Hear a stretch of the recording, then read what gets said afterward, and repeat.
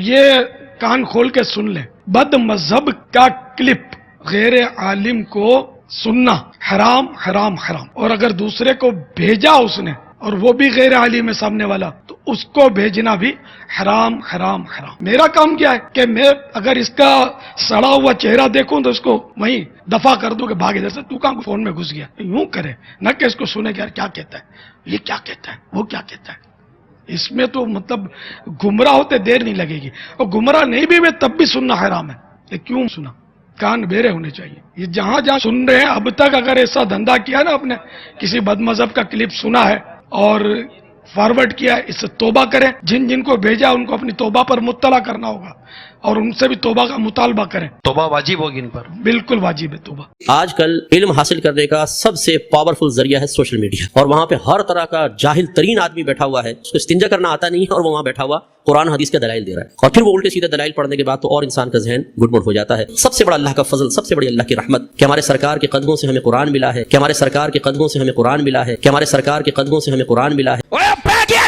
پیواں پیران سار نکلو باہر، اسی پھر بھی نوکری ادا کر دے پے، اسی پھر بھی نوکری ادا کر دے پے۔ اوہ مرزے دیکھ رہا تو پیو نے کرنی جانے، نکلو باہر۔ سٹیج پر بیٹھنے والے ہاتھ کھڑا کر کے بتائیں، مجھے بتائیں یہ کام ٹھیک ہے کہ نہیں؟ تماشا کرتے ہو، پھر کہتے ہیں مسلک کا کام نہیں ہوتا، مسلک والوں کو تم خود رگڑتے ہو، اور جڑا تو آڈے پیواں نو پہ گیا ہوں تسی چوپ بیٹھے ہو، اور نکلو باہر۔ السلام علیکم ورحمۃ اللہ۔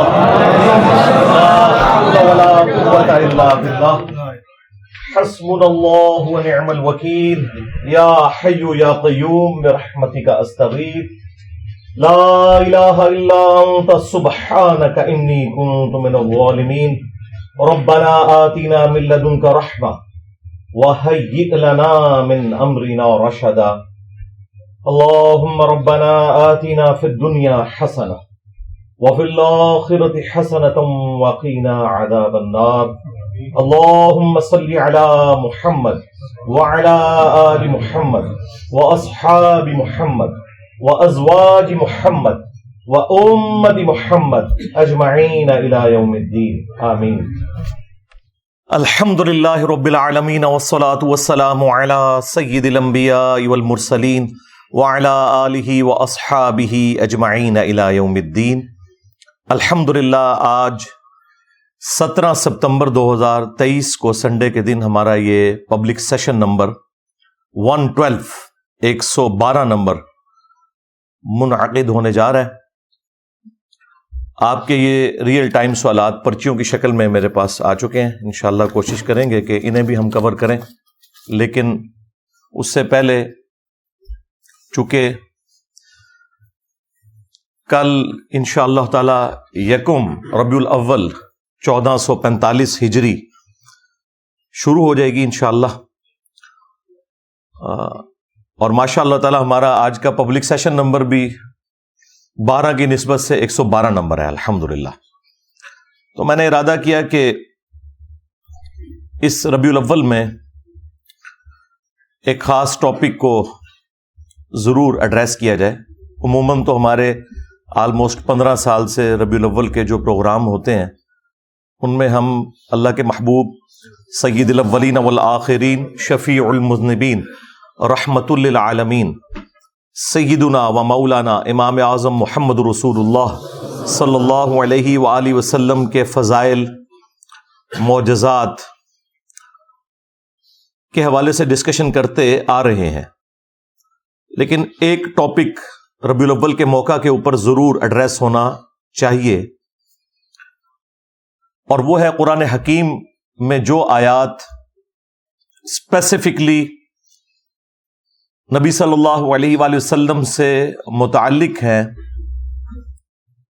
اور وہ اس ٹاپک کے انڈر آتی ہیں کہ جسے ڈسکس کرنا ہمارا ایک خاص مکتب فکر اسے گستاخی سمجھتا ہے۔ تو ان آیات کو ایک جگہ کسی ایک ویڈیو میں ڈسکس کیا جائے۔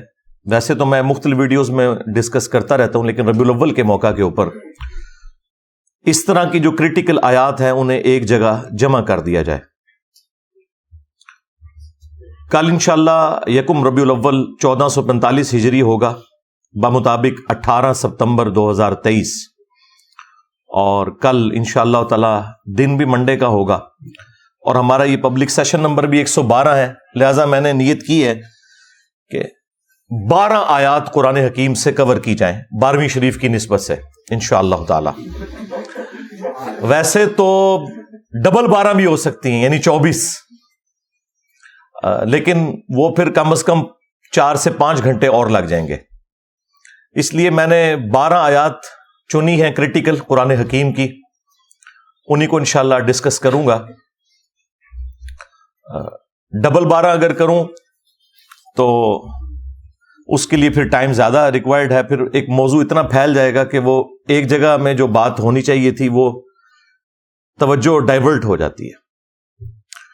یہ ڈبل 12 میں اس لیے استعمال کر رہا ہوں کہ ہمارا وہی مکتب فکر بریلوی 24 نمبر وہابی کو کہتا ہے، وہ کہتے ہیں جی حروف ابجد جس طرح بسم اللہ کے 786 ہیں، محمد کے 92 ہیں، اللہ کے 66 ہیں، اس طرح وہابی کے جو حروف ابجد ہیں وہ 24 ہیں۔ اس لیے آپ دیکھیں جو باپا جانی ہے نا الیاس قادری صاحب، وہ کبھی نہیں بولیں گے کہ 24 گھنٹے کی زندگی سنت کے مطابق گزاریں، وہ ہمیشہ کہتے ہیں ڈبل 12 گھنٹوں کی زندگی۔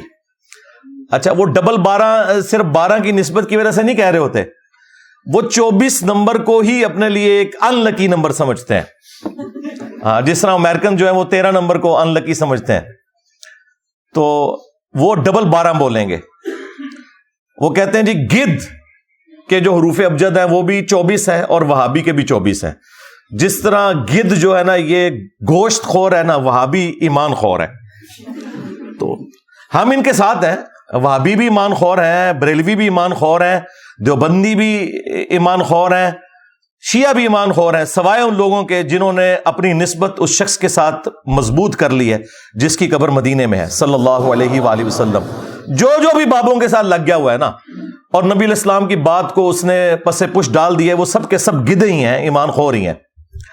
تو ہمارا سٹیٹس تو آپ کو کلیئر ہے کہ نہ میں وابی نہ میں بابی، میں ہوں مسلم علمی کتابی۔ ہاں، نہ ہم سو کالڈ وہابی ہیں اور نہ ہم بابوں کا دفاع کرنے والے بابی ہیں۔ ہم تو اللہ کے محبوب صلی اللہ علیہ وآلہ وسلم کی ختم نبوت کی برکت سے آپ کے ایک ادنا سے مجاہد ہیں جو چیخ چیخ کے آپ کو یہ بات سمجھانے کی کوشش کر رہے ہیں کہ مرنے سے پہلے اے مسلمہ کر لے اس پہ غور، کتابوں کا خدا اور ہے، بابوں کا خدا اور۔ اگرچہ بابے بھی اسی خدا کو مانتے ہیں لیکن ان کوالٹیز کے ساتھ نہیں جو قرآن و سنت میں آئی ہیں۔ بعض لوگوں نے اس کے اوپر بھی اعتراض کیا، جی یہ آپ نے شعر کیسا کہہ دیا ہے، جی ساروں کا خدا ایک ہے۔ اور بھائی لٹریچر میں اسی طریقے سے بات ہوتی ہے۔ اور میں نے جب پہلی دفعہ یہ سلوگن بلند کیا تھا نا مجلس نمبر 100 میں، اس میں بھی میں نے کلیئر کیا تھا کہ آپ تو کہہ رہے ہیں کہ سارے فرقوں کا ایک خدا ہے، میں تو کہتا ہوں کہ ہندو، کرسچنز، جیوز، بدھسٹ سب کا ہی ایک خدا ہے۔ لیکن جب ہم انہیں سمجھائیں گے تو انہیں بتائیں گے کہ بھائی ایک وہ خدا ہے جو کتابوں میں آیا ہے اور ایک وہ ہے جو تمہارے بابوں نے بتایا، کوالٹیز کے پوائنٹ آف ویو سے۔ پھر بھی اگر کسی کو سمجھ نہ آئے تو انہیں پھر اعلیٰ حضرت کی ہی زبان سمجھ آتی ہے۔ تو اعلیٰ حضرت نے ایک کتاب لکھی ہے سبحان السبوح کے نام سے، وہابیوں کے خلاف۔ وہ ایک وہابی عالم نے کہا تھا کہ اللہ تعالیٰ جھوٹ بول سکتا ہے لیکن بولے گا نہیں، نعوذ باللہ۔ تو اس کے رد میں انہوں نے لکھا تھا کہ کوئی بھی غلط چیز اللہ کی طرف آپ منسوب نہیں کر سکتے، اور اس طرح کی گندی چیزیں اللہ تعالیٰ کی قدرت میں داخل کرنا بھی حرام ہے، کیونکہ یہ تمام چیزیں محال ہیں، اور جو چیزیں محال ہیں وہ کبھی بھی مقدور نہیں ہو سکتی، یعنی ان کو آپ قدرت میں داخل نہیں کریں گے۔ مثلا کیا اللہ تعالیٰ اس پر قادر ہے کہ اپنے ساتھ کا ایک اور خدا کوئی اور بنا لے؟ تو ہم کہیں گے کہ یہ کوسچن ہی انویلڈ ہے، یہ محال ہے، کیونکہ خدا کی، الہ کی، اللہ کی ڈیفینیشن یہ ہے کہ وہ پیدا نہیں ہوا ہوا۔ تو اگر اللہ تعالیٰ کسی کو بنائے گا بھی نہ تو وہ مخلوق ہوگا۔ اگر اب آپ اس کے جواب میں یہ کہیں کہ نہیں بنا سکتا، وہ کہیں گے دیکھیں جی قدرت کی نفی کر دی، اور اگر کہیں کہ بنا سکتا ہے تو کہتے ہیں پھر توحید سٹیک پہ لگ جائے گی۔ تو اس کا جواب دونوں طرف نہیں جاتا، اس کا جواب یہ ہے کہ یہ محال ہے، بائی ڈیفینیشن خدا ایک ہی ہے، اللہ تعالیٰ کوئی اور خدا بنانے پر قادر ہے یا نہیں ہے، یہ بحث نہیں ہے. بحث یہ ہے کہ یہ چیز خود محال ہے، لہذا اسے اللہ تعالیٰ کی قدرت میں آپ نے داخل نہیں کرنا. تو وہ جواب دیتے ہوئے پھر اعلی حضرت نے وہابیوں کا خدا لکھ کے فتاوی رضویہ کے اندر بھی اور اس کتاب کے اندر بھی وہ گالیاں نکالی ہے. یعنی ایسی غلیظ زبان استعمال کی ہے کہ وہابیوں کا خدا چور ہے، نعوذ باللہ، وہابیوں کا خدا جو ہے وہ زانی ہے، وہابیوں کا خدا فلاں ہے. اتنی غلیظ باتیں لکھی ہیں. اب ان سے پوچھو کہ مجھے تو تم کہتے ہو کہ بابوں کا خدا اور کتابوں کا خدا، اور میں تو ایکسپلینیشن بھی دے رہا ہوں، تمہارا اعلی حضرت تو گالیاں نکال کے گیا ہے اور اس نے لفظ استعمال کیا وہابیوں کا خدا، اور وہ گالیاں دی. ہم نے تو کبھی گالی نہیں دی، اور ہم لٹریچر کی زبان میں اسے ایکسپلین بھی کر رہے ہیں. تو اب کس کس چیز کا رونا روئیں ہم. یہ 2-4 دن پہلے وہ باپا جانی کا ایک کلپ وہ دوبارہ سے میری نظروں سے گزرا، کسی نے اپلوڈ کیا ہوا تھا، تو اس سے مجھے کلک ہوا. میں نے کہا چلیں اس اتوار کو میں اس ٹاپک کو بھی ایڈریس کرتا ہوں. اس میں وہ یہ کہہ رہے تھے کہ بد مذہب جو ہے نا، بد مذہب یعنی بد مذہب سے مراد ہے ادر دین بریلوی، اس کا کلپ سننا حرام اور سخت حرام ہے. یہ کان کھول کے سن لیں، بد مذہب کا کلپ غیر عالم کو سننا حرام حرام حرام، اور اگر دوسرے کو بھیجا اس نے اور وہ بھی غیر عالم ہے سامنے والا، تو اس کو بھیجنا بھی حرام حرام حرام. میرا کام کیا ہے کہ میں اگر اس کا سڑا ہوا چہرہ دیکھوں تو اس کو وہیں دفع کر دوں کہ بھاگے، جیسے تو کہاں فون میں گھس گیا، یوں کرے نہ کہ اس کو سنے کہ یار کیا کہتا ہے، یہ کیا کہتا ہے، وہ کیا کہتا ہے. اس میں تو مطلب گمراہ ہوتے دیر نہیں لگے گی، اور گمراہ نہیں بھی میں تب بھی سننا حرام ہے. یہ کیوں سنا؟ کان بیرے ہونے چاہیے. یہ جہاں جہاں سن رہے ہیں اب تک اگر ایسا دھندا کیا نا، آپ نے کسی بد مذہب کا کلپ سنا ہے اور فارورڈ کیا ہے، اس سے توبہ کریں. جن کو بھیجا ان کو اپنی توبہ پر مطلع کرنا ہوگا اور ان سے بھی توبہ کا مطالبہ کریں. توبہ واجب ہوگی ان پر، بالکل واجب ہے توبہ. اور پھر اس پہ انہوں نے اکتفا نہیں کیا، وہ کہتے ہیں کہ اگر میرے موبائل میں اس قسم کا کوئی کلپ آ جائے تو یہ میرا کام ہے کہ میں اگر اس کا سڑا ہوا چہرہ دیکھوں. کس کا سڑا ہوا چہرہ؟ یعنی اپنے سوا تمام مولویوں کو وہ سڑا ہوا چہرہ. ٹھیک ہے، یہ میٹھے میٹھے اسلامی بھائی ہیں جو اتنے کڑوے کڑوے ہیں، تو میں فوراً اسے وہیں پہ ڈیلیٹ کر دوں. اور انہوں نے کہا آج تک جنہوں نے آگے یہ کلپ فارورڈ کیے نا دوسرے فرقوں کے علماء کے، تو وہ توبہ کریں گے اس کے اوپر. اب یہ ہے معیار ان لوگوں کا. تو بھائی یہ آپ کی گمراہی کے لیے، آپ کی علمی کمزوری کے لیے کافی ہے کہ آپ کسی دوسرے کی بات سننے کے لیے تیار نہیں ہے. ہم نے تو کبھی نہیں کہا کہ آپ نے دوسرے کی بات نہیں سننی، بلکہ ہم تو خوش ہوتے ہیں جب دوسرا کوئی مصباحی صاحب جیسا کوئی کلپ بنا دیتا ہے تو ہم پبلک کو بتاتے ہیں کہ بھائی یہ ان لوگوں کا علمی لیول ہے. تو جو باپا جانی ہے، ہمارے ایکس مرشد بھی ہیں، مولانا الیاس قادری صاحب حفظہ اللہ تعالی، وہ ان کا وہ کلپ مجھے کلک کر گیا، ان کا کلپ مجھے کلک کر گیا کہ میں اس کو ٹاپک بنا کے آپ کے سامنے رکھوں کہ انہوں نے جو معیار سیٹ کیا ہے گستاخی کا، ان کے روح سے تو قرآن حکیم میں پھر سینکڑوں آیات گستاخی کے اوپر ہی مبنی ہے، نعوذ باللہ من ذالک. حالانکہ وہ آیات اس لیے نازل نہیں ہوئی ہیں کہ ان کو بنیاد بنا کر کوئی شخص گستاخی کرے. بیسیکلی یہ تمام آیات جن میں اللہ تعالیٰ نے اپنے پیغمبر کے ساتھ صلی اللہ علیہ وآلہ وسلم سخت انداز میں گفتگو کی ہے، یہ آیات یہ جسٹیفائی کرتی ہیں کہ یہ کتاب نبی صلی اللہ علیہ وآلہ وسلم نے خود نہیں لکھی، ورنہ جس لہجے میں وہ گفتگو ہے، کوئی شخص اگر اس کتاب کا رائٹر خود ہے تو وہ اپنے بارے میں اس طرح کی بات نہیں لکھ سکتا. یہ سب سے بڑا جو ثبوت ہے چند ثبوتوں میں سے کہ یہ قرآن محمد صلی اللہ علیہ وآلہ وسلم نے نہیں لکھا بلکہ اللہ نے ان کے اوپر نازل کیا. اس ثبوت میں یہ آیات بہت امپورٹنٹ ہے جو ہم کافروں کو بھی پیش کرتے ہیں کہ دیکھو کوئی شخص عام بندہ بھی کتاب لکھے تو وہ اس طرح کی لینگویج اپنے بارے میں استعمال نہیں کرتا. یہ اس بات کا ثبوت ہے کہ یہ پیغمبر صلی اللہ علیہ وآلہ وسلم نے کتاب خود نہیں لکھی اور نہ ان کا اس کتاب کے حوالے سے کوئی اختیار تھا. یہ اللہ تعالیٰ نے جو کچھ انہیں وہی فرمایا وہ انہوں نے من و عن اسی طریقے سے آگے پہنچا دیا. یہ آیات اس حوالے سے ہمیں گائیڈ کرتی ہیں. انشاءاللہ تعالی کوشش کریں گے کہ ربیع الاول شریف کا گفٹ انہیں شروع میں یہ مل جائے ان آیات کی شکل میں، کیونکہ انہوں نے بہت کچھ مشہور کیا ہے جی. وہ ایک حضرت عمر کے زمانے میں کوئی امام مسجد تھا تو وہ روزانہ فجر کی نماز میں پڑھتا تھا عبس و تولی، تو حضرت عمر نے اس کو قتل کروا دیا. ڈاکٹر طاہر القادری صاحب جیسا ڈیسنٹ آدمی اس قسم کی جھوٹی روایتیں پیش کرتا ہے، یعنی وہ یہ بتانا چاہ رہے ہیں کہ آپ نے قرآن نہیں پڑھنا.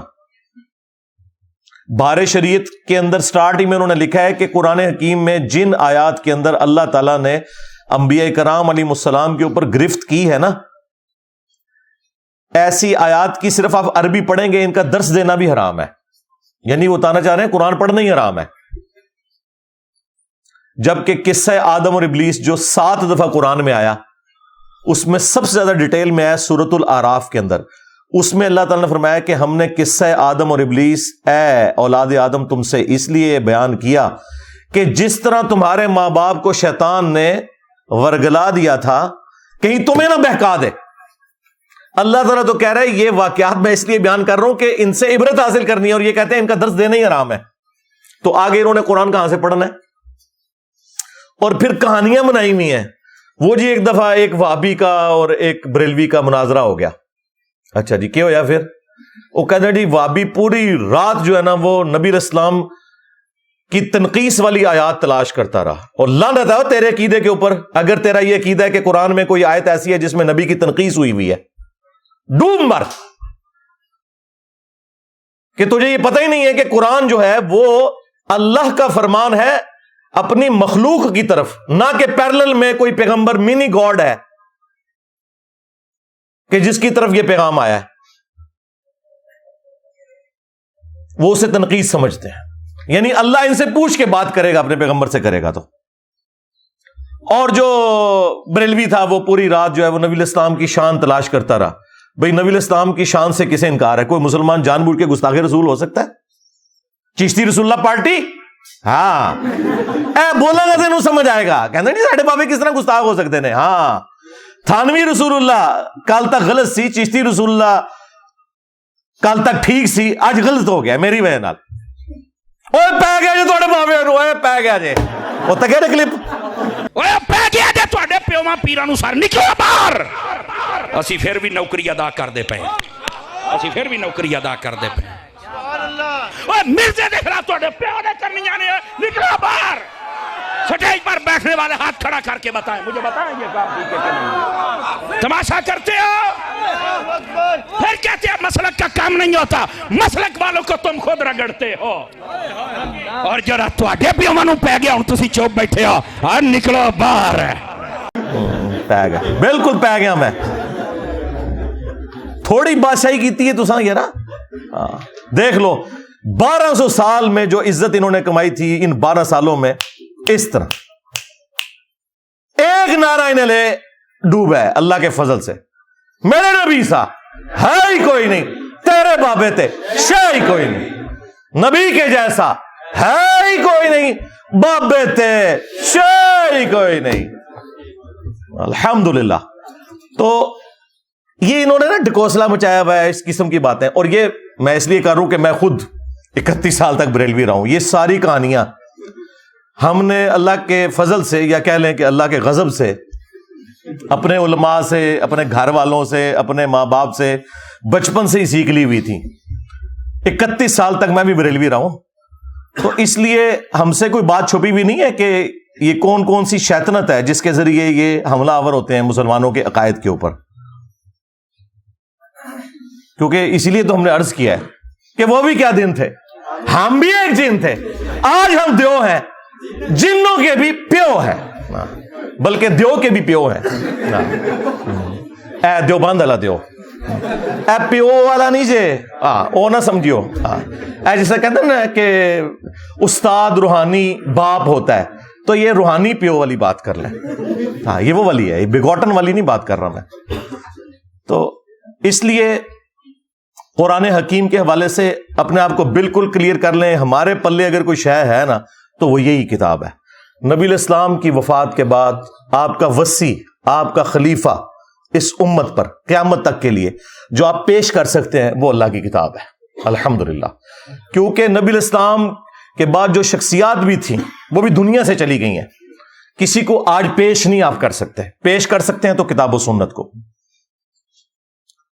تو اگر یہ قرآن ہمارے پاس نہیں ہے تو ہمارے پاس کچھ بھی نہیں ہے. اگر ہمارے عقیدے قرآن کے خلاف ہیں تو سمجھ لیں کہ ہم گمراہی کے اوپر ہیں. اگر کوئی بات قرآن میں ہمارے عقیدے کے خلاف ہے تو سمجھ لیں ہمارا عقیدہ خراب ہے. قرآن تو بالکل ٹھیک ہے. قرآن کے سامنے آپ نے اسٹوڈنٹ کی حیثیت سے بیٹھنا ہے، نہ کہ اس کے استاد بن کے. اے جی اتنی گستاخی ہوتی ہے، اتنی بیان کرنی چاہیے تھی. اس کا مطلب پتہ کیا ہے؟ اس کا مطلب یہ ہے کہ قرآن اس قابل ہی نہیں ہے کہ اس سے لوگ ہدایت حاصل کریں. تو پھر کل آپ کس منہ سے اس کو پیش کریں گے کسی غیر مسلم کو؟ اصل میں خود ان کا گیئر الٹا لگا ہوا ہے.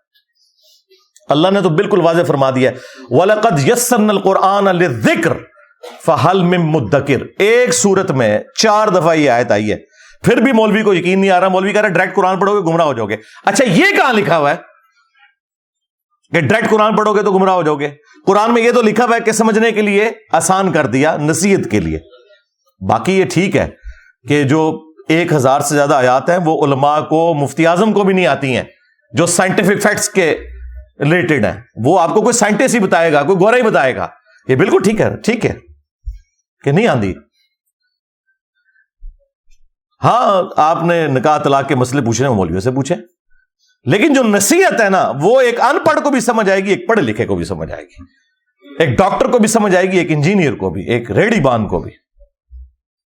اور وہی قرآن کا بنیادی مقصد ہے، نصیحت حاصل کرنا. اِنَّا نَحْنُ نَزَّلْنَا الذِّكْرَ وَإِنَّا لَهُ لَحَافِظُونَ. بے شک اس نصیحت الذکر قرآن کو ہم نے نازل کیا، ہم ہی اس کی حفاظت کرنے والے ہیں. تو قرآن نصیحت کے لیے آسان کر دیا گیا ہے. باقی یہ ٹھیک ہے کہ سائنٹیفک فیکٹس تو علماء کو بھی نہیں پتا، تو کیا ہم علماء کو جاہل کہیں گے؟ نہیں. ٹھیک ہے، وہ ایمبریالوجی کی فیلڈ سے ریلیٹڈ جو چیز ہے، اسٹرونومی سے ریلیٹڈ ہے، وہ ان ایکسپرٹ سے پوچھیں. نکاح طلاق کے مسئلے آپ ان سے پوچھیں. اور سارے مسئلے اگر پوچھنے ہیں نا تو جیلم تشریف لے آئیں انشاءاللہ تعالی. صحیح مسئلے بھی بتائیں گے، غلط مسئلے بھی بتائیں گے، اور غلط مسئلوں کا جواب بھی بتائیں گے. تو یہ 12 آیات میں نے سلیکٹ کی ہیں. ویسے تو مطلب بہت زیادہ آیات ہو سکتی تھیں، لیکن یہ 12 ربیع الاول شریف کی نسبت سے میں نے کہا چلیں اس سال یہ تحفہ دے دیں 12 آیات کا. اور آخری بات میں اس حوالے سے کر دوں جو کئی ایک ویڈیوز میں نے کی ہے کہ آج تک کبھی ایسا نہیں ہوا کہ BBC یا CNN کے اوپر کوئی پٹی چلے ٹکر کے طور پر، اور افریقہ کا رہنے والا انسان اس کا کوئی اور مطلب لے لے، ملیشیا کا انسان کوئی اور مطلب لے لے، پاکستان کا رہنے والا انسان کوئی اور مطلب لے. سارے ایک ہی مطلب لیتے ہیں. جب قرآن کی باری آتی ہے تو یہ لوگ کتنے بے ایمان ہیں، کہتے ہیں نا جی وہ ترجمے چینج ہو گئے نا جی. کیوں؟ عربی کیا مردہ زبان ہے؟ آج بھی 1.5 کروڑ کرسچنز ایسے ہیں جو بائی برتھ کرسچن ہے اور ان کی زبان عربی ہے. جائیں ان سے جا کے ترجمہ کروا لیں. عربی کو مردہ زبان ہے. بھئی الفاظ کے چناؤ کو تو فرق ہوگا. کوئی ترجمہ کرے گا اللہ کے نام سے شروع، کوئی کرے گا شروع اللہ کے نام سے، کوئی کرے گا شروع کرتا ہوں اللہ کے نام سے. دین واٹ؟ کوئی ترجمہ چینج ہو گیا؟ 10 صحابہ کرام بھی ہونا جنہیں انگریزی اور اردو آتی ہو، انہیں بھی آپ قرآن کا ایک صفحہ دینا، ایک جیسا ترجمہ وہ بھی نہیں کریں گے. ہاں بالمفہوم ایک جیسا ہوگا، کیونکہ الفاظ کے چناؤ کا فرق ہوتا ہے. ایک زبان جب دوسرے میں ٹرانسلیٹ ہوتی ہے تو الفاظ کے چناؤ کا فرق ہو سکتا ہے، مفہوم نہیں بدل سکتا. سب اللہ کے نام سے ہی شروع کریں گے، سب کے سب جب ترجمہ کریں گے تو شیطان کے اگینسٹ اللہ ہی کی پناہ مانگیں گے. یہ نہیں ہے کہ وہ شیطان کی پناہ مانگ رہے ہوں گے، ایسا نہیں ہوگا. تو یہ بیسیکلی غیر محسوس طریقے سے انہوں نے قرآن سے دور کیا، اور مختلف قسم کے انہوں نے ہیلے بہانے گھڑے. وہ میں یہ پچھلے دنوں جو گستاخی ہوئی تھی نا سویڈن کے اندر، تو اس کے اوپر جو میری ویڈیو ریکارڈ ہوئی تھی نا وہ آپ دیکھ لیں. اس میں جتنے قرآن سے انہوں نے دھوکے دیے نا کہ قرآن تو گمراہ کر دیتا ہے جی، گدھے پہ بھی کتابیں لا دیں تو یہ ہو جاتا ہے جی، وہ ہو جاتا ہے، یہ ساری باتیں میں کر چکا ہوں، ورنہ مجھے 1 گھنٹہ اور لگ جائے گا. وہ سویڈن والی جو ویڈیو ہے نا میری قرآن حکیم کی گستاخی کے حوالے سے، وہ آپ دیکھیں. انشاءاللہ تعالی آپ کا کنسیپٹ اس حوالے سے کلیئر ہو جائے گا. اب انشاءاللہ اللہ کا نام لے کے یہ 12 آیات کور کرتے ہیں، لیکن ایک دفعہ دروشی پڑھ لیں. اللہم صلی علی محمد وعلی آل محمد واصحاب محمد وازواج محمد وامت محمد اجمعین الی یوم الدین آمین. ہاں جی، پہلی آیت جو ہے وہ سورہ یونس سے انشاءاللہ تعالی ہم ڈسکس کریں گے. سورت نمبر 10 ہے اور آیت نمبر ہے اس کی 15 اور 16، جو ان کی نظر میں تو شاید گستاخانہ ہو لیکن یہ عقائد کلیئر کرتے ہیں. اعوذ باللہ من الشیطان الرجیم، بسم اللہ الرحمن الرحیم. وَإِذَا تُتْلَى عَلَيْهِمْ آيَاتُنَا بَيِّنَاتٍ، اور جب ان پر ہماری روشن آیات پڑھی جاتی ہیں. قَالَ الَّذِينَ لَا يَرْجُونَ لِقَاءَنَا، تو وہ لوگ کہ جنہیں یہ امید نہیں ہے کہ انہوں نے مر کے ہمارے پاس آنا ہے، یعنی جو آخرت کو بھلائے بیٹھے ہیں، وہ اس کے جواب میں آیات سن کر کیا کہتے ہیں؟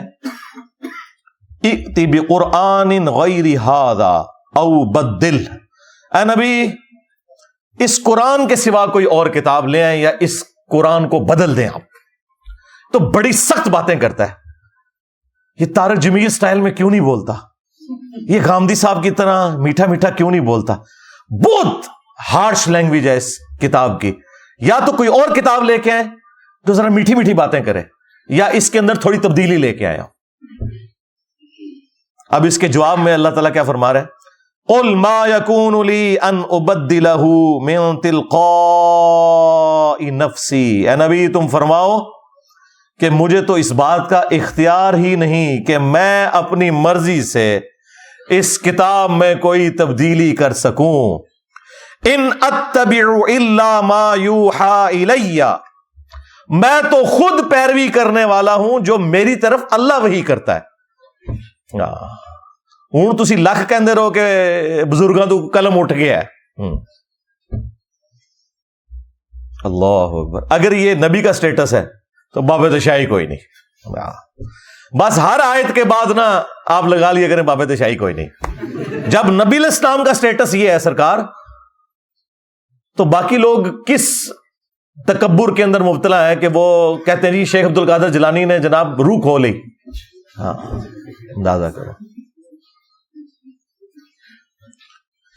انی اخاف ان عصیت ربی عذاب یوم عظیم، میں تو خود ڈرتا ہوں اس بات سے کہ اگر میں نے بھی اپنے رب کی نافرمانی کی تو بڑے دن کا عذاب مجھے بھی آ پکڑے گا. ہاں جی. اور یہ آیت قرآن میں 3 دفعہ آئی ہے. یہ سورہ یونس میں آئی ہے، اس کے بعد سورہ الزمر میں بھی ہے اور سورہ الانعام کے اندر بھی ہے.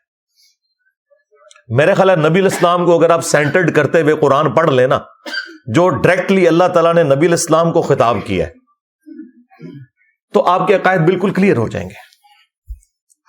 وہ جی اللہ اپنے نبی نو کہہ سکتا ہے، تسی نہیں کہہ سکتے. بھائی ہم کب نبی کو کہہ رہے ہیں؟ ہم یہ کہہ رہے ہیں کہ اللہ جب اپنے نبی کو یہ بات کر رہا ہے تو تیرے بابے تے شاہی کوئی نہیں، میرا نبی سا ہے ہی کوئی نہیں، تیرے بابے تے شاہی کوئی نہیں. ہم بھی تو یہی نکال رہے ہیں اس میں سے.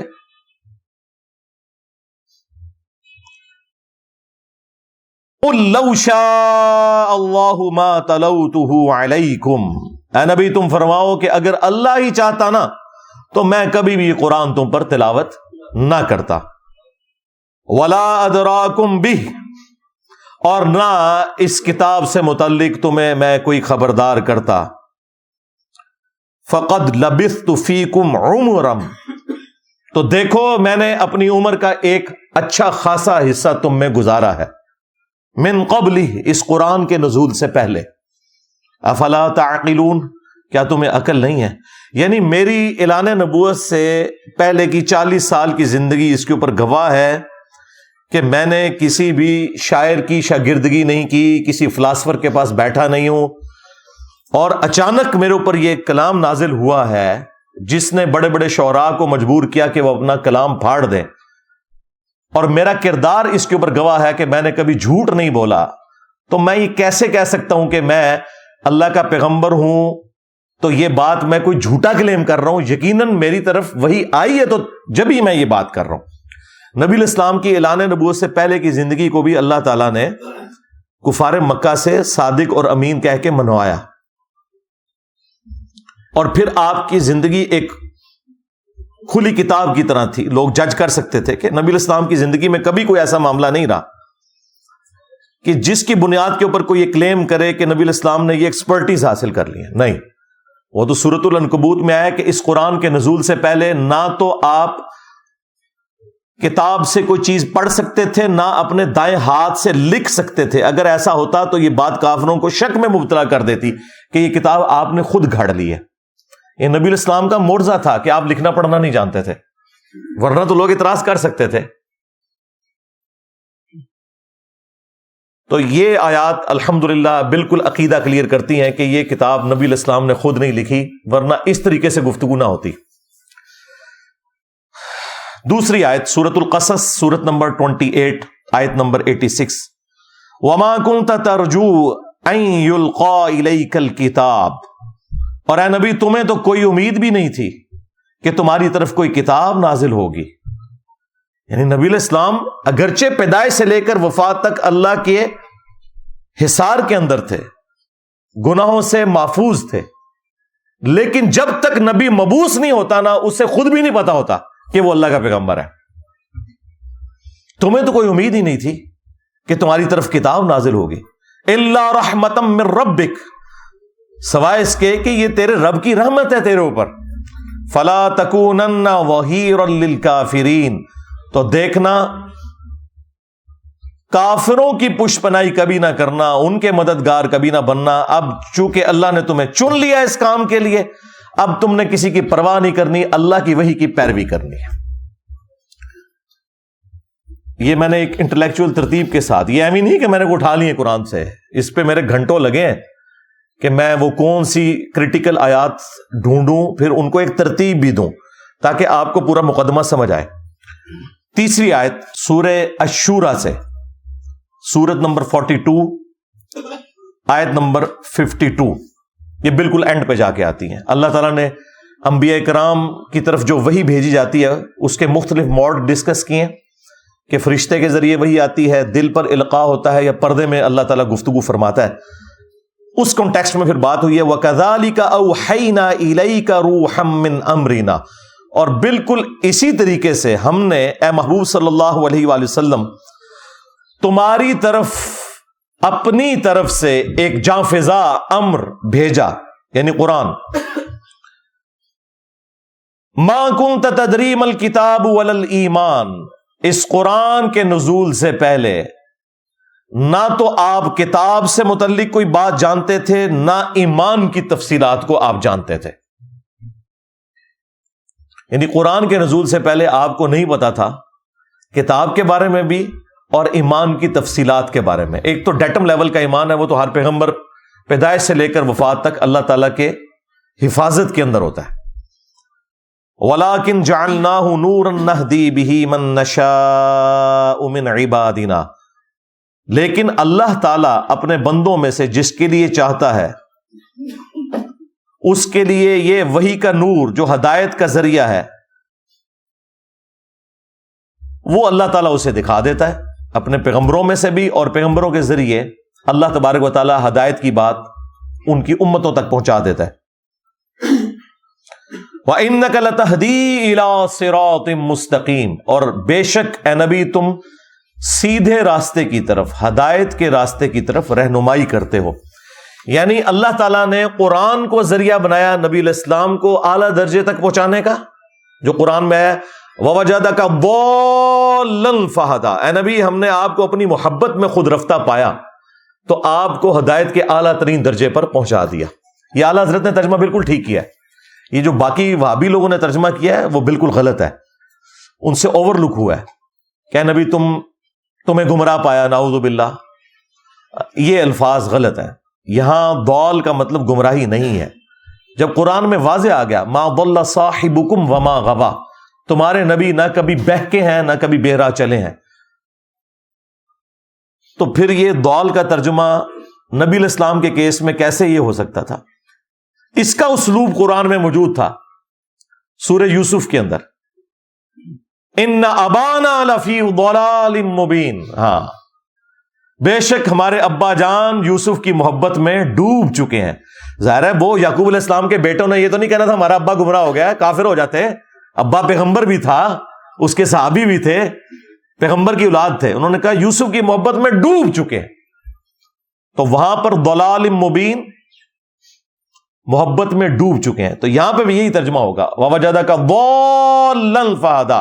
اے نبی آپ کو ہم نے اپنی محبت میں خود رفتہ پایا تو ہدایت کے اعلیٰ ترین مقام کے اوپر پہنچا دیا.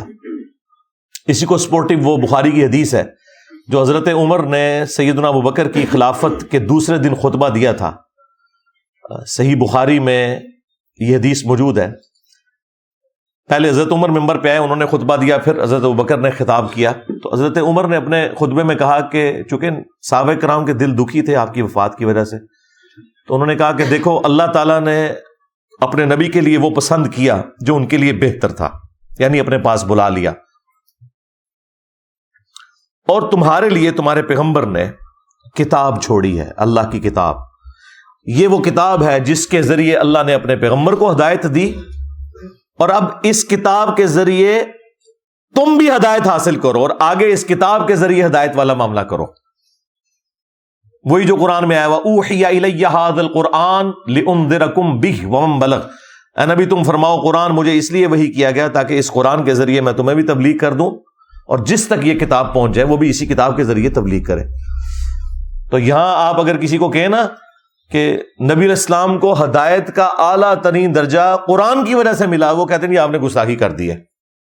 وہ تو مفتی اکمل نے نہیں کہا تھا کہ نبی کے قدموں سے ہمیں قرآن ملا, نعوذ باللہ. اندازہ کریں آج کل علم حاصل کرنے کا سب سے پاورفل ذریعہ ہے سوشل میڈیا, اور وہاں پہ ہر طرح کا جاہل ترین آدمی بیٹھا ہوا ہے, اس کو استنجا کرنا آتا نہیں ہے, اور وہ وہاں بیٹھا ہوا قرآن حدیث کے دلائل دے رہا ہے. اور پھر وہ الٹے سیدھے دلائل پڑھنے کے بعد تو اور انسان کا ذہن گڑبڑ ہو جاتا ہے. سب سے بڑا اللہ کا فضل, سب سے بڑی اللہ کی رحمت کہ ہمارے سرکار کے قدموں سے ہمیں قرآن ملا ہے, کہ ہمارے سرکار کے قدموں سے ہمیں قرآن ملا ہے, کہ ہمارے سرکار کے قدموں سے ہمیں قرآن ملا ہے. یعنی یہ قرآن کو نبی کے انڈر کر دیتے ہیں. بھائی نبی مخلوق ہے, قرآن مخلوق نہیں ہے, اللہ کی صفت ہے. نبی کے قدموں سے قرآن ملا, اندازہ کریں. یعنی الفاظ کا چناؤ ان لوگوں کا دیکھیں. تو میں نے اس کے اوپر پوری گرفت کی تھی کہ یار نبی علیہ السلام کی شان بیان کرتے ہوئے جو کتاب نبی کی اعلیٰ ترین ہدایت کا ذریعہ ہے اس کو آپ نبی کے قدموں کے اندر کیوں ڈال رہے ہو یار؟ اللہ سے ڈر جاؤ. اچھا یہ مولوی آپ کو یہ تو کہتے ہوئے نظر آئیں گے کہ جی قرآن ڈائریکٹ پڑھنے سے بندہ گمراہ ہو جاتا ہے, قرآن و حدیث ڈائریکٹ نہ پڑھو. ان سے یہ پوچھو کہ یہی بات پھر ہم یہ کریں نعوذ باللہ من ذالک کہ نبی کے پاس بیٹھنے سے انسان گمراہ ہو جاتا ہے, تو کہیں گے توبہ توبہ توبہ توبہ توبہ. ہم کہیں گے ابو جہل نہیں ہوا وا, کہیں گے وہ تو اس نے خود نہیں قبول کیا نا, تو تجھے بھی خود نہیں نہ قبول کیتا قرآن و حدیث, تو اس میں قرآن کا کیا قصور؟ جس طرح وہاں نبی کا قصور نہیں ہے نا کہ ابو جہل جو ہے وہ بے ایمانی کی موت مر گیا, تم لوگ جو ہے گمراہی کی موت مر رہے ہو, تو اس میں قرآن و حدیث کا قصور نہیں ہے. تم لوگ قرآن و حدیث کو اپنا امام ماننے کے لیے تیار ہی نہیں ہو.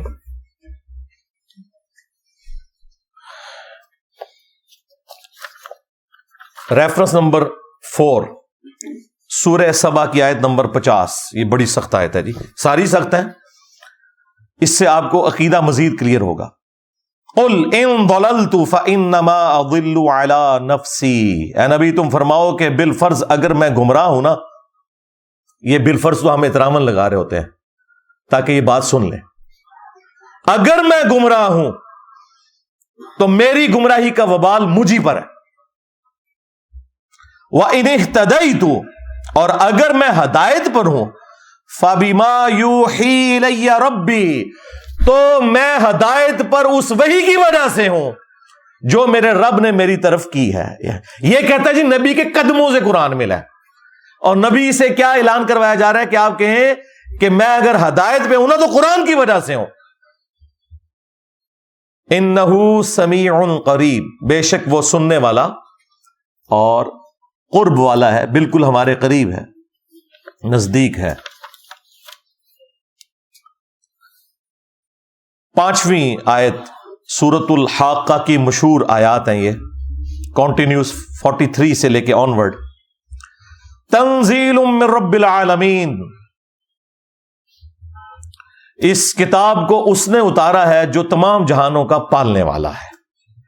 وَلَوْ تَقَوَّلَ عَلَيْنَا بَعْضَ الْأَقَاوِيلِ، اور اگر یہ نبی ہماری طرف کوئی ایک بات بھی ایسی منسوب کر دیتے جو ہم نے ان کی طرف وحی نہیں کی ہوئی، یعنی نبی اپنی طرف سے کوئی آیت بنا لیتے، لَأَخَذْنَا مِنْهُ بِالْيَمِينِ، تو ہم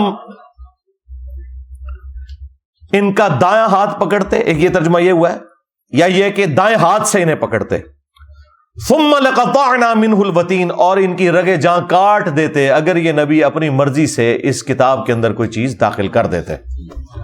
فما منکم من احد عنہ حاجزین، پھر تم میں سے کوئی ایک بھی ایسا نہ ہوتا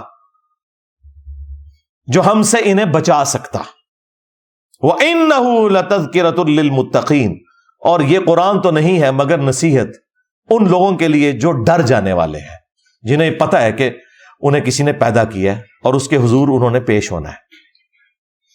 اب دیکھیں یہ آیات پڑھیں تو گستاخ، اور کوئی گستاخی والا معاملہ نہیں ہے، اس میں نبی کی شان بیان ہوئی ہے کہ نبی علیہ السلام کو اللہ تعالیٰ نے یہ شان عطا فرمائی ہے، آپ صلی اللہ علیہ وآلہ وسلم کے ایمان کا یہ لیول ہے کہ وہ اپنی مرضی سے کوئی بات بھی اللہ کی طرف منسوب نہیں کریں گے۔ بعض جو قادیانی دجال کے ماننے والے لوگ ہیں وہ کہتے ہیں کہ دیکھیں اس میں تو اللہ تعالیٰ نے فرمایا ہے کہ اگر نبی اپنی طرف سے کوئی بات ہماری طرف منسوب کرتے تو ہم ان کا دایاں ہاتھ پکڑ کے ان کی شارک کاٹ دیتے، تو غلام احمد قادیانی دجال کی تو شارک کوئی نہیں کٹی۔ تو بھائی رکو ذرا، صبر کرو، یہ سچے نبی کے بارے میں ہے، جھوٹے تو بھونکتے رہے، وہ تو ہمارے نبی نے پہلے ہی بتا دیا تھا، بخاری مسلم دونوں میں حدیث موجود ہے کہ 30 جھوٹے دجال پیدا ہوں گے قیامت تک، اور ابو داؤد ترمذی میں آیا کہ وہ جھوٹے دجال نبی ہونے کا دعویٰ کریں گے، انا خاتم النبیین لا نبی بعدی، یاد رکھنا میں خاتم النبیین ہوں، میرے بعد کوئی نبی نہیں۔ اس کی تفصیل کے لیے میری وہ ویڈیو دیکھ لیں آپ، قادیانیوں کو مسلمان بنانے والی ویڈیو، اس میں میں نے علمی طریقے سے ان کے ایک ایک وسوسے کا جواب دیا ہے الحمدللہ۔ تو یہ سچے پیغمبر کے بارے میں بات ہے کہ اللہ تعالیٰ اس کی خاص حفاظت فرماتا ہے، وہ اپنی مرضی سے کوئی ایسا معاملہ نہیں کر سکتا۔ وہی بات جو آئی سورۃ النجم میں، وما ينطق عن الهوى ان هو الا وحی یوحى، یہ اپنی خواہش نفس سے کچھ نہیں کہتے، یہ وہ کہتے ہیں جو اللہ تعالیٰ انہیں وحی فرماتا ہے۔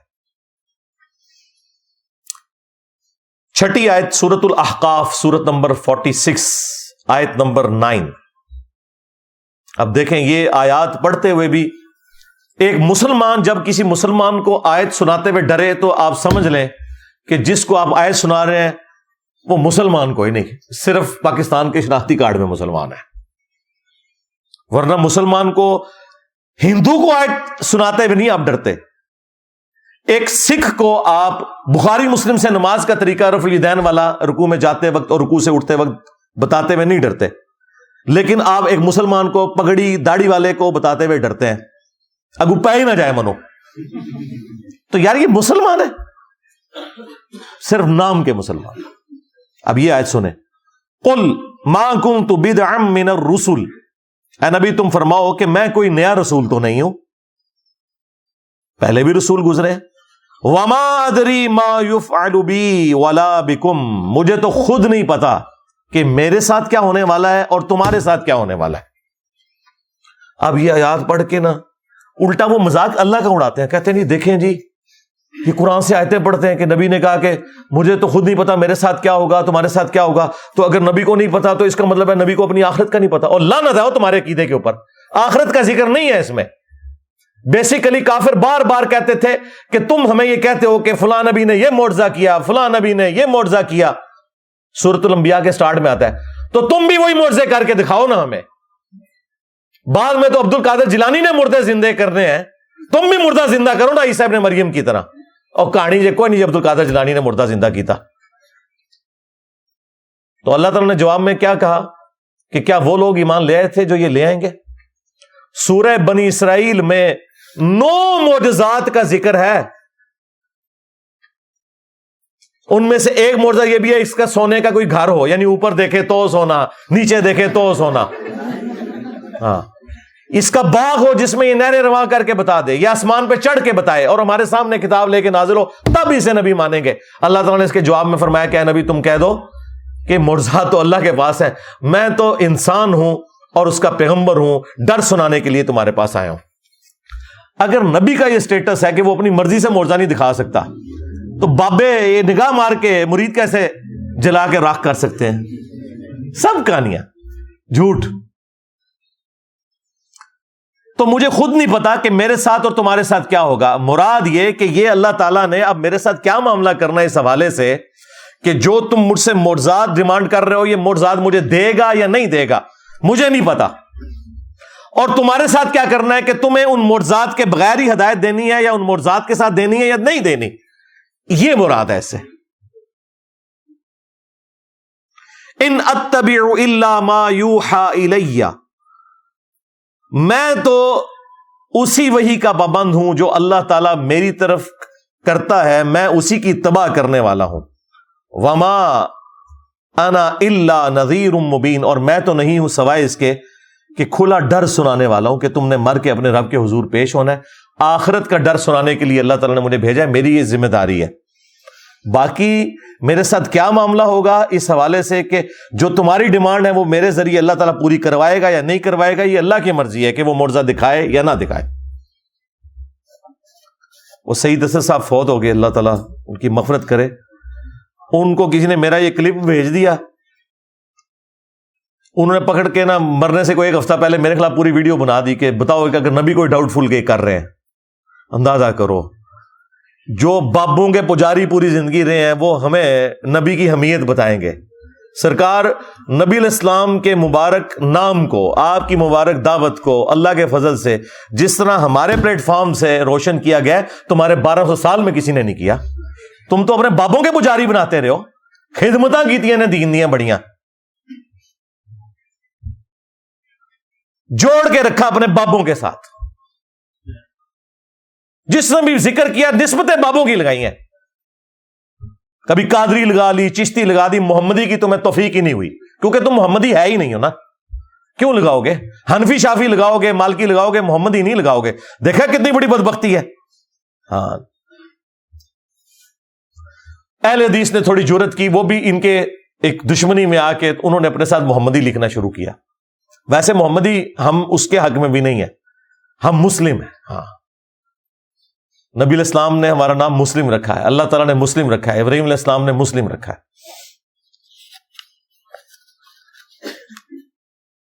7 نمبر ریفرنس سورۃ الانعام کی آیت نمبر 35۔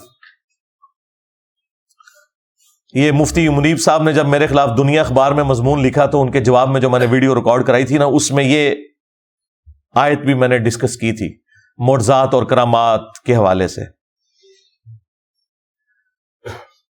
نبی علیہ السلام کو اس بات کا قلق تھا کہ اللہ تعالیٰ ان کا منہ مانگا معجزہ دکھا کیوں نہیں دیتا کہ یہ مان لیں، لیکن اللہ تعالیٰ کو تو پتا تھا کہ اے نبی تیرے ماننے والے بھی قرآن بخاری مسلم دیکھ کے تیری بات نہیں مانیں گے، تو کافر تشائی کوئی نہیں، جو تجھے پیغمبر مانیں گے وہ تیری تعلیمات پر عمل کرنے کے لیے تیار نہیں ہوں گے، تو یہ تو ہے ہی کافر ہے، ان کو میں اگر منہ مانگا معجزہ دکھا بھی دوں نا، انہوں نے اس میں سے کوئی اور چیز نکال لینی ہے۔ ہاں، انہوں نے کہا آسمان سے کتاب لے کے نازل ہو۔ اللہ تعالیٰ نے سورۃ الحجر میں، سورۃ الانعام میں فرمایا کہ اگر ہم آسمان سے کوئی ایسی کتاب نازل کر لیں جو ان کے سامنے اترے، یہ اسے اپنے ہاتھوں سے چھو بھی لیں، پڑھ بھی لیں، تب بھی کہیں گے ہماری آنکھوں پہ جادو ہو گیا ہے، اصل ہی نازل نہیں ہوئی، دیکھو ان کے کرو گے، ہر چیز کا کوئی نہ کوئی الٹا جواب۔ پھر سورۃ الانعام میں جس شان سے آئی ہے نا بات، وَلَوْ أَنَّنَا نَزَّلْنَا عَلَيْهِمُ الْمَلَائِكَةَ، اگر ان پر فرشتے بھی نازل ہو جائیں، مردے بھی قبروں سے نکل کے ان سے باتیں کرنا شروع کر دیں، اور قیامت کے دن جو کچھ ہونا ہے دنیا میں انہیں دکھا دیا جائے، تب بھی ایمان نہیں لے کے آئیں گے۔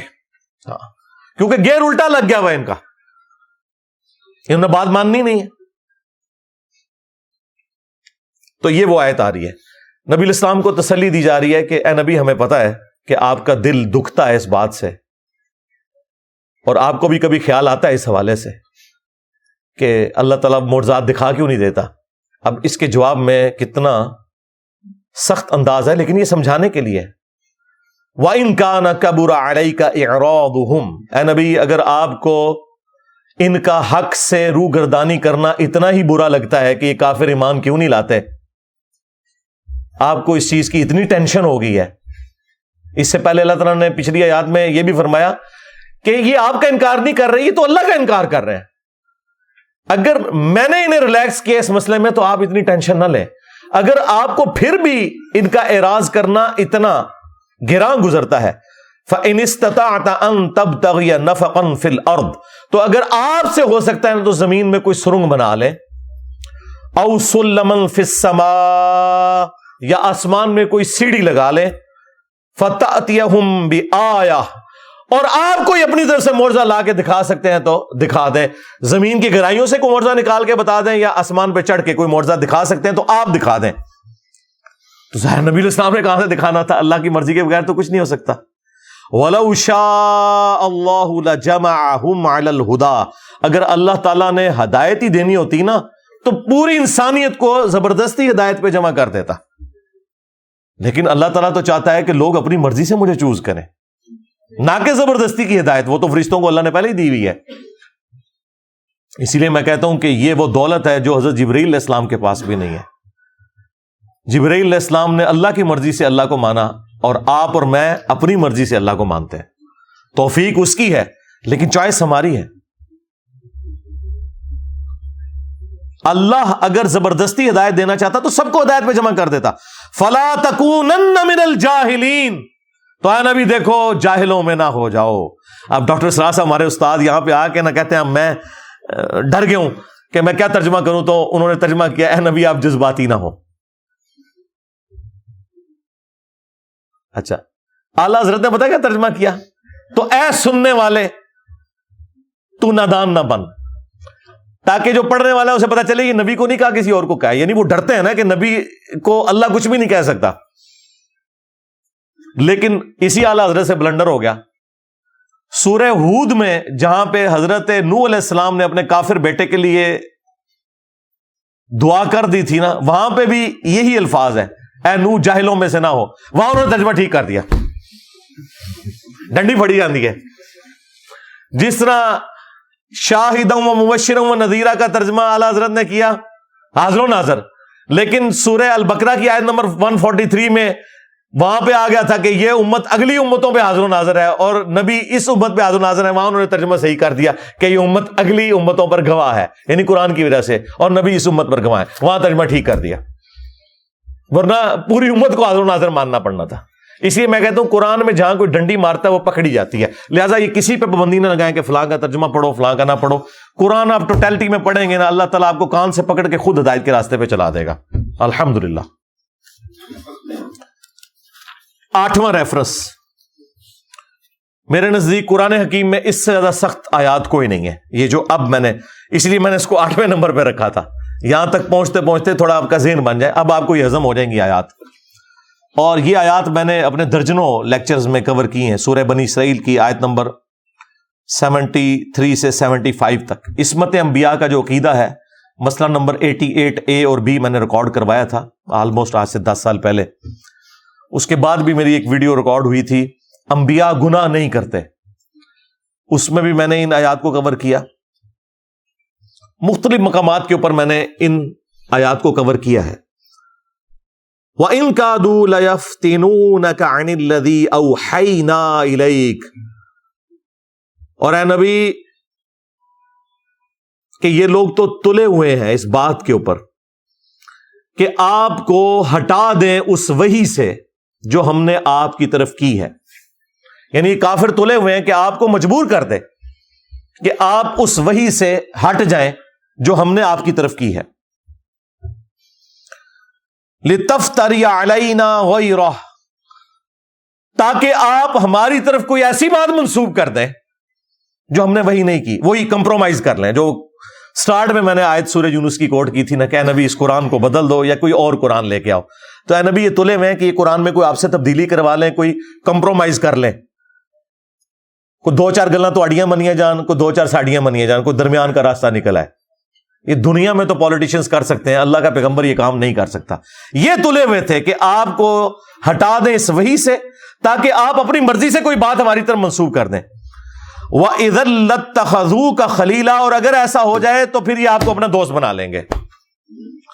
یہ مولوی بھی ہمیں اپنا دوست ماننے کے لیے تیار ہو جائیں گے اگر ہم قرآن و سنت کو چھوڑ کے ان کے بابوں کو مان لیں.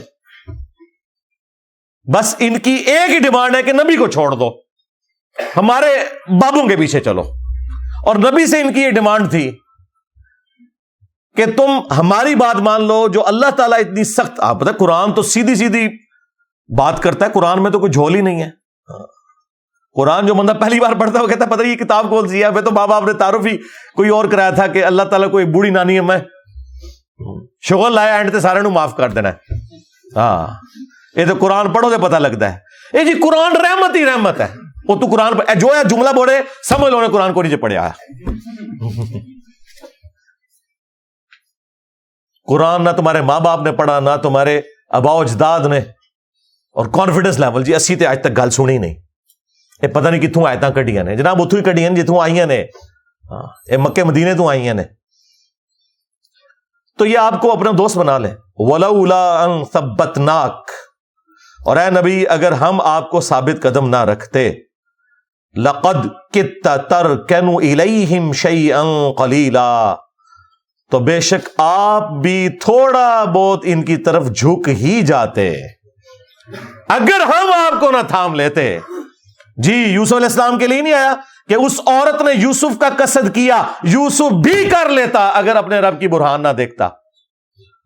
کر لیتا یوسف بھی، اللہ نے بچا لیا کیونکہ وہ اللہ کے مخلص بندے تھے، چنے ہوئے.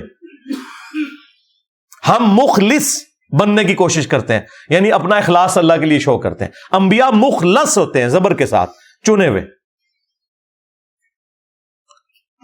تو آپ بھی تھوڑا سا ان کی طرف جھک ہی جاتے.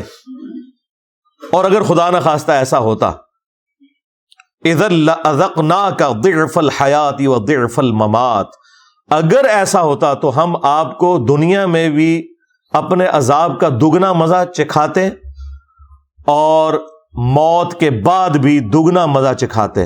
ثم لا تجدوا لك علینا نصیرا، اور پھر آپ ہمارے مقابلے پر کسی کو اپنا مددگار نہ پاتے.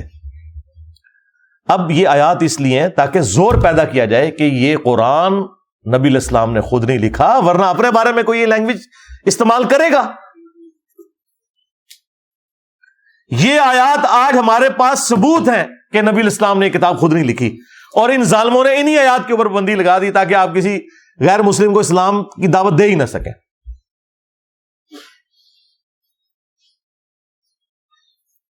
اور ان کے بابے بھی بچتے ہیں نا، کیونکہ بابے تو قرآن و سنت کے مطابق چلتے ہی کوئی نہیں ہے.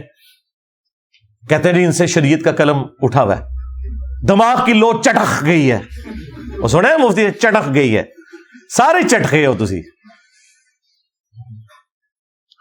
تو اللہ تبارک و تعالیٰ اپنے پیغمبروں کی حفاظت فرماتا ہے. جہاں کہیں اجتہادی ان سے غلطی ہو اسے ہم گناہ نہیں کہتے، لغزش کہتے ہیں. وہ انبیاء کرام کی قرآن میں رپورٹ ہوئی ہیں. حضرت آدم علیہ السلام کی 7 دفعہ رپورٹ ہوئی ہے. یوسف علیہ السلام کے بارے میں آیا کہ وہ بھی قصد کر لیتے اگر اللہ نہ انہیں بچاتا. موسیٰ علیہ السلام سے بندہ مر گیا. یونس علیہ السلام کے بارے میں تو اتنے سخت الفاظ آئے کہ اگر وہ ہمیں نہ پکارتا مچھلی کے پیٹ میں تو پھر اسی دن نکالا جاتا جس دن مردے قبروں سے نکالے جائیں گے. ظاہر ہے یہ سب کچھ ہوا نا.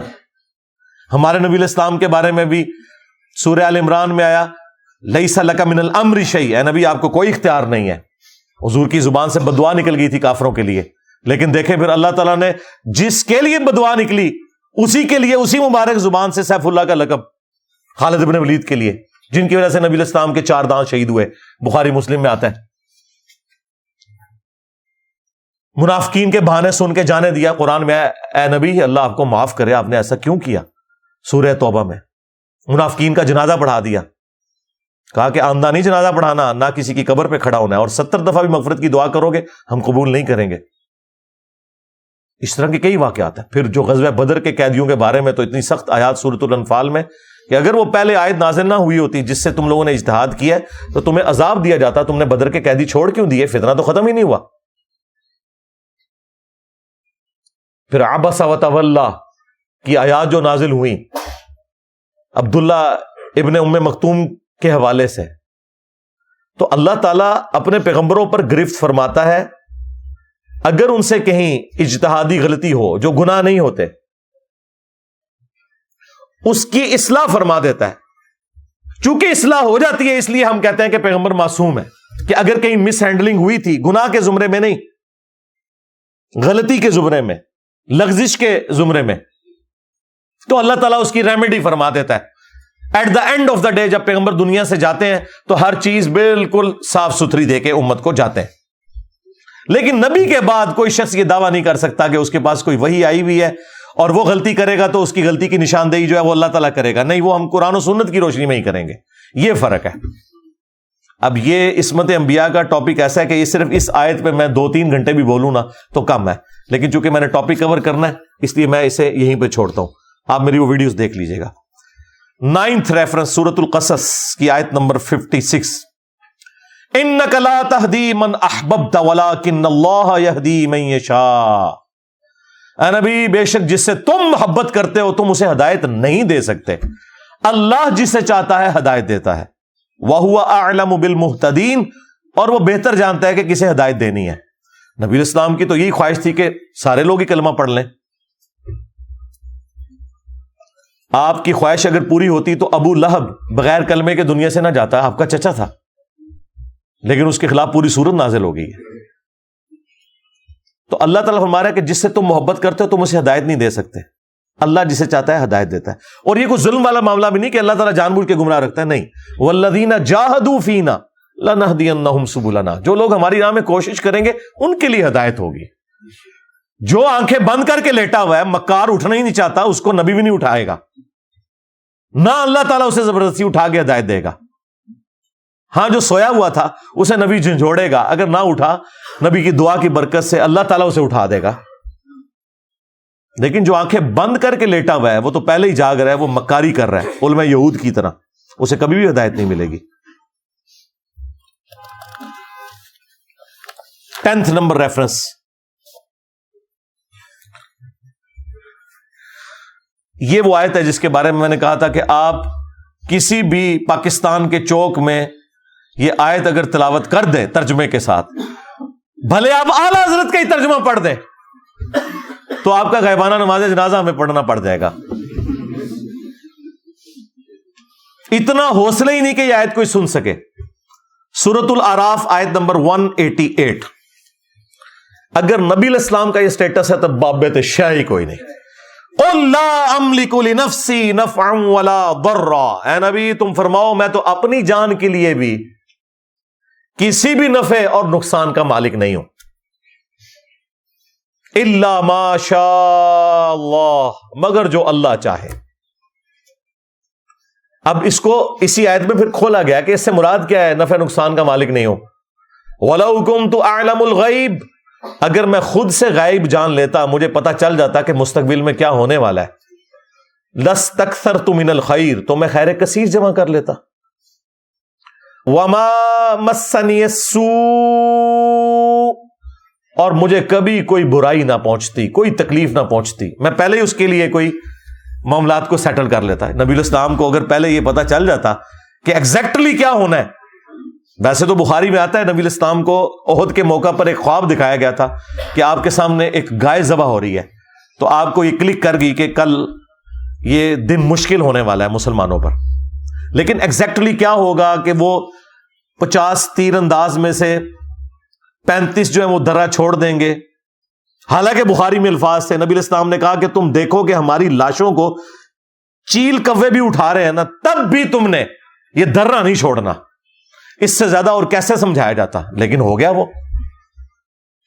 اس کی وجہ سے نبی علیہ السلام کے بھی دانت شہید ہوئے, 70 کے قریب صحابہ شہید ہوئے, صرف ان 35 بندوں کی نافرمانی کرنے کی وجہ سے. اس پہ میں جملہ بولتا ہوں کہ اگر نبی دنیا میں موجود ہوں اور نبی کے ماننے والے نبی کی نافرمانی کریں تو اس کا رزلٹ یہ نکلتا ہے کہ باقی مسلمان بھی تکلیف کاٹتے ہیں, خود نبی بھی تکلیف کاٹتے ہیں. آج تو نبی دنیا میں موجود نہیں ہے. آج اگر ہم اللہ اور اس کے رسول کی نافرمانیاں کریں گے تو ہمیں یہ کون سا تکبر ہے کہ نبی علیہ السلام کی دعاؤں کا حصہ ہمیں مل جائے گا, جب نبی دنیا میں موجود تھے اور چند لوگوں نے نبی علیہ السلام کی نافرمانی کی اس کی پاداش میں اللہ تعالیٰ نے نبی علیہ السلام کے بھی دانت شہید ہوئے، 70 صحابہ بھی شہید ہو گئے. اگر لحاظ ہونا چاہیے تھا وہاں ہوتا نا. یہ اللہ تعالیٰ نے ایگزامپل سیٹ کی کہ یہ نعرے مارنے چھوڑ دو، جو کچھ بھی ہے تیرے محبوب کی امت سے نہ. محبوب کی اتباع کرو گے پھر یہ نسبت بھی کام آئے گی. تمہیں تو یہی بتایا گیا نا کہ نبی نے شفاعت کرنی ہے، یقیناً کرنی ہے، یہ تو سب کو پتا ہے. لیکن جو شکایت لگانی ہے، وقال الرسول یا رب ان قوم اتخذوا هذا القرآن مہجورا، نبی شکایت کریں گے کہ میری امت نے قرآن کو پیٹ کے پیچھے ڈال دیا تھا. سورۃ الفرقان سورت نمبر 25 آیت نمبر 30. یہ نہیں آپ کو بتایا گیا. ان انا الا نذیر وبشیر لقوم یؤمنون، میں تو نہیں ہوں مگر ڈر سنانے والا اور خوشخبری دینے والا ان لوگوں کے لیے جو بات ماننا چاہیں، جو ایمان لانا چاہیں. یہ آیت بالکل کلیئر کٹ بتا رہی ہے کہ نبی علیہ السلام اپنی جان کے لیے بھی نفع نقصان کے مالک نہیں ہے، کسی کو تو آپ چھوڑ دیں. نمبر 2، غائب خود سے نہیں جانتے. ہاں اللہ تعالیٰ بتائے تو وہ تو نبی ہوتا ہی وہ ہے جسے غیبی خبریں ملے. نبی کے لیے جو علم غیب نہیں مانتا وہ گمراہ نہیں، کافر ہے. یہ بنیادی عقیدہ ہے. وما كان الله ليطلعكم على الغيب، اللہ کی یہ شان نہیں کہ ہر ایک شخص کے اوپر غیب کی خبر جو ہے وہ دے اسے. ولكن الله يجتبي من رسله من يشاء، بلکہ اللہ تعالیٰ اپنے رسولوں میں سے چن لیتا ہے جسے چاہتا ہے. تو رسول ہوتا ہی وہ ہے جس کے پاس غیبی خبریں آتی ہیں. وہ جتنا اللہ تعالیٰ بتاتا ہے وہ امت تک پہنچا دیتے ہیں. خود سے نہیں جانتے بلکہ اللہ تعالیٰ کے بتانے پر، اور جتنا اللہ تعالیٰ بتاتا ہے. اسی آیت کا ایک ورژن جو ہے وہ سورۃ الانعام میں سورت نمبر 6 میں آیت نمبر 50 ہے، لیکن اس میں کچھ اور الفاظ ہیں. ورنہ یہ آیت بھی کافی تھی، لیکن میں نے وہ اسی لیے ڈالی کہ کچھ الفاظ اس میں مزید ایڈ ہیں. اسی مفہوم کی آیت ہے. قُلْ لَا أَقُولُ لَكُمْ عِنْدِي خَزَائِنُ اللَّهِ، اے نبی تم فرماؤ میں تو یہ نہیں کہتا کہ میرے پاس اللہ کے خزانے ہیں. یہ کہتے ہیں بخاری مسلم میں ہے کہ نبی علیہ السلام کو اللہ تعالیٰ نے کہا کہ خواب دکھائی گئی کہ زمین کے خزانوں کی چابیاں دے دی گئی ہیں. اور بھائی اس سے مراد رومنز اور پرشینز کے جو خزانے تھے مسلمانوں کے پاس آنے تھے. نبی صلی اللہ علیہ وآلہ وسلم کو خوشخبری دی گئی کہ آپ کی امت وہاں تک پہنچ جائے گی. انہوں نے کہا نہیں، جو کچھ زمین میں ہے وہ نبی علیہ السلام تقسیم کر رہے ہیں، خزانے دے دیے گئے ہیں. تو قرآن اس کے لیے ہے. اے نبی تم فرماؤ کہ میں یہ دعویٰ نہیں کرتا کہ میرے پاس اللہ کے کوئی خزانے ہیں. ہاں جب اللہ تعالیٰ نے دیے وہ آپ کی امت تک بھی پہنچے وہ معاملہ الگ ہے. اور جی بخاری مسلم میں حدیث ہے کہ اللہ دیتا ہے میں تقسیم کرتا ہوں. آدھی حدیث بھائی پوری حدیث ہے. اللہ تعالیٰ جس کے ساتھ بھلائی کا ارادہ فرماتا ہے اسے دین کی سمجھ بوجھ عطا فرما دیتا ہے. دیتا اللہ ہے، تقسیم میں کرتا ہوں. یعنی یہ دین جو ہے یہ اللہ تبارک و تعالیٰ نے میرے اوپر نازل کیا، میں تو صرف اس دین کو تمہارے اندر تقسیم کرنے کے لیے آیا ہوں، تمہیں بتانے کے لیے آیا ہوں. یہ اللہ کی مرضی ہے کہ کس کے ساتھ بھلائی کا ارادہ فرمائے. اس پہ امام بخاری نے بھی باقاعدہ باب باندھا ہے کہ اللہ تعالیٰ جس کے ساتھ بھلائی کا ارادہ فرماتا ہے اسے دین کی فکر عطا فرما دیتا ہے. اعلیٰ حضرت نے پورا شعر لکھ دیا، رب ہے معطی یہ ہے قاسم، رزق اس کا ہے کھلاتے ہی ہے. وہ کہتے نہیں وہ بخاری میں لکھا ہے اللہ دیتا ہے میں تقسیم کرتا ہوں، لہذا یہ کھاتے ہیں تیرے در کا، پیتے ہیں تیرے در کا. اندازہ کریں. اور اب مجھے بتائیں کوئی یہ کہ سرکار غوث اعظم نظر کرم خدارا میرا خالی کاسا بھر دو، اور نسو ادھروں ہے نکلو ادھروں، کیونکہ میرے نبی سا ہے ہی کوئی نہیں، تیرے بابے تھے شے ہی کوئی نہیں، بلکہ شے ہی کوئی نہیں. ہاں اب یہ دیکھیں، اے نبی تم فرماؤ میں نہیں کہتا میرے پاس کوئی اللہ کے خزانے ہیں. ولا اعلم الغیب، نہ میرا یہ دعویٰ ہے کہ میں خود غیب جان لیتا ہوں. ہاں جو اللہ وہی کرتا ہے وہ تو بالکل علم غیب کا عقیدہ ہم مانتے ہیں. ولا اقول لکم انی ملک، اور نہ میرا یہ دعویٰ ہے کہ میں فرشتہ ہوں، نوری مخلوق. نور ہے، نور ہدایت ہے. جو نبی علیہ السلام کو نور ہدایت نہ مانے وہ گمراہ ہے. لیکن سپیشی آپ کی بشر ہے.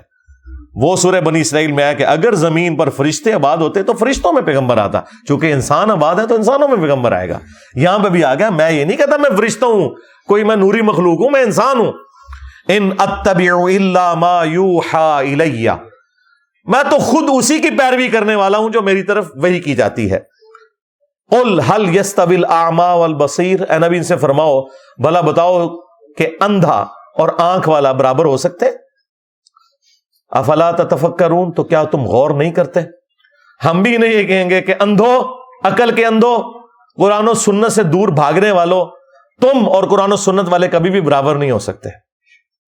تم اپنے بابوں کے دین کے اوپر ہو، صرف ان بابوں کو مانو جو کتابوں کو مانتے ہیں، کیونکہ عزتیں ان بابوں نے ویل کی تھیں کتابوں کی وجہ سے، چندے بٹورے تھے انہوں نے اللہ اور اس کے رسول کے نام کے اوپر، عز و جل و صلی اللہ علیہ وآلہ وسلم، سواریاں انہوں نے سوار کی تھی مکے اور مدینے کے نام کے اوپر، لیکن افسوس پھینکی جا کے بغداد شریف، دیوبند شریف، اجمیر شریف، بریلی شریف کے اندر غداری کی ہے تم لوگوں نے اپنے نبی کے ساتھ۔ دیکھ لو پھر اللہ تعالیٰ نے کیسا انتقام لیا ہے تم سے، کتنی بڑی بلا تمہارے اوپر چھوڑ دی ہے۔ میرا نبی سا ہے ہی کوئی نہیں، تیرے بابے تھے شاہ ہی کوئی نہیں۔ تو جی یہ 11 ریفرنس ہو گئے، آخری ریفرنس نمبر 12، سورہ آل عمران سورت نمبر 3 کی آیت نمبر 144۔ غزوہ احد کے موقع پر جب نبی علیہ السلام کی شہادت کی افواہ پھیل گئی، چونکہ آپ کو زخم ہی اتنا آیا تھا، 4 دانت شہید ہو گئے، آپ کا بلڈ پریشر اتنا لاس ہوا کہ آپ بے ہوش ہو گئے۔ بخاری مسلم میں آتا ہے کہ مولا علی علیہ السلام ایک ڈھال کو الٹا کر کے اس کو برتن بنا کے اس میں پانی لے کے آئے، اور اس پانی سے سیدہ فاطمہ سلام اللہ علیہا نے نبی علیہ السلام کا زخم دھویا، یہ نیچے کے جو 4 دانت تھے، اس کے باوجود خون نہیں رک رہا تھا۔ پھر انہوں نے ایک کاٹن کا کپڑا جلا کے اس کی راکھ وہاں پہ رکھی، پھر خون رکا۔ اب اس موقع کے اوپر آپ کو پتا ہے صحابہ کرام میں ایک مورائل تو ڈاؤن ہو گیا، افواہ پھیل گئی کہ نبی علیہ السلام شہید ہو گئے۔ اس موقع پہ یہ آیات نازل ہوئی، وما محمد الا رسول، محمد تو نہیں ہے مگر ایک رسول، وہ خدا نہیں ہے، اللہ کے پیغمبر ہے۔ قد خلت من قبلہ الرسل، اور ان سے پہلے بھی کئی رسول گزر چکے ہیں، یعنی رسول دنیا میں آتے ہیں پھر چلے جاتے ہیں اپنا کام کر کے۔ افئن مات، اگر یہ مر جائیں، اور پاکستان میں ترجمہ اگر یہ وصال شریف فرما جائیں، لیکن وصال بھی عربی کا لفظ تھا، وفات بھی عربی کا لفظ تھا، اللہ نے لفظ استعمال کیا افئن مات، تاکہ تمہارا عقیدہ درست کرے کہ جسے موت آتی ہے نا وہ انسان ہوتا ہے، جسے موت نہیں آتی وہ خالق ہوتا ہے، وہ معبود ہوتا ہے۔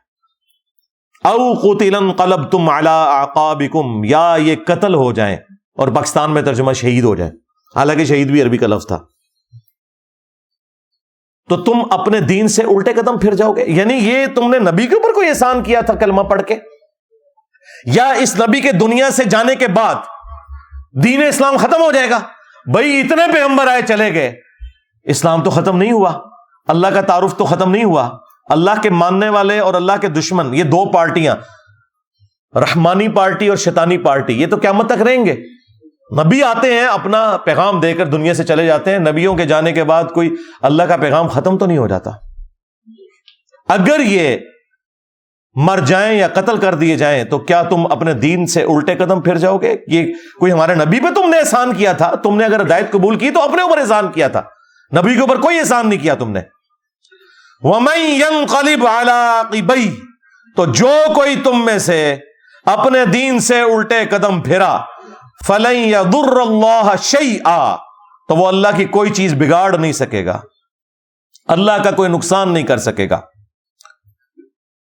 وَسَيَجْزِي اللَّهُ الشَّاكِرِينَ، اور ان قریب اللہ تعالی شکر گزاری کی روش اختیار کرنے والوں کو جزا دے گا۔ اور شکر گزاری کی روش کون اختیار کریں گے؟ جو دین کے اوپر ثابت قدم رہیں گے، کیونکہ دین کے اوپر ثابت قدم رہنا یہ اللہ تعالی کی طرف سے آئی ہوئی ایمان کی نعمت کا شکر ادا کرنا ہے پریکٹیکلی۔ اللہ تعالیٰ ایسے لوگوں کو پھر جزا دے گا۔ یہ وہ آیت ہے جو خلیفہ اول سیدنا ابو بکر الصدیق رضی اللہ تعالیٰ عنہ علیہ السلام نے نبی علیہ السلام کی میت کے اوپر تلاوت کی تھی، جو میں اسی فرقے کے بابوں کو کہتا ہوں کہ تمہاری تو جرت نہیں ہے کہ تم ابو بکر صدیق کا خطبہ ہی بیان کر سکو، تمہارے نزدیک تو 295 سی لگتی ہے اس خطبے کے اوپر، انہوں نے تو کہنا تھا بھائی نبی کی میت کے اوپر تو کوئی شانہ بیان کر، نعتاں پڑھ، پھر تو عید لے کے بہ گئے. انہیں پتا تھا، صحیح بخاری میں حدیث ہے، دیکھنا میری شان کو اس طرح بلند نہ کرنا جس طرح نصارہ نے اپنے پیغمبر کو بڑھا دیا. میں اللہ کا بندہ اور اس کا رسول ہوں، مجھے اللہ کا بندہ اور اس کا رسول ہی کہنا. ہاں، تو سیدنا ابو بکر صدیق رضی اللہ تعالیٰ عنہ نے نبی علیہ السلام کے سچے مجاہد ہونے کا ثبوت دیا. نبی علیہ السلام کی یہ کامیابی ہے کہ آپ نے ابو بکر جیسا انسان اپنے بعد چھوڑا کہ جنہوں نے نبی کی میت کے اوپر شان رسالت نہیں بیان کی، توحید کو اسٹیبلش کیا تاکہ محمد رسول اللہ جیزس کرائسٹ نہ بن جائیں دوسرے. کیونکہ انسانیت میں سب سے بڑا شرک ایک پیغمبر کے نام کے اوپر ہوا ہے، عیسیٰ ابن مریم. نبی علیہ السلام نے بھی دوسرا عیسیٰ ابن مریم بن جانا تھا اگر نبی علیہ السلام نے تعلیمات نہ دی ہوتی اور حضرت ابو بکر نے وہ خطبہ نہ دیا ہوتا جو بخاری میں 4 جگہ ہے. سیدنا ابو بکر صدیق رضی اللہ تعالیٰ عنہ بخاری میں آتا ہے کہ حجرہ عائشہ میں داخل ہوئے، نبی علیہ السلام کی میت کو بوسہ دیا اور کہا یا رسول اللہ، اللہ تعالیٰ آپ پہ 2 موتیں جمع نہیں کرے گا، ایک موت تو آپ کا مقدر تھی. کیونکہ حضرت عمر باہر کہہ رہے تھے نا کہ جو کہے گا کہ نبی علیہ السلام فوت ہو گئے میں اسے قتل کر دوں گا. ان کا عقیدہ یہ تھا کہ نبی نے تو بشارتیں دی ہیں کہ رومنز اور پرشینز نے ابھی ٹوٹنا ہے.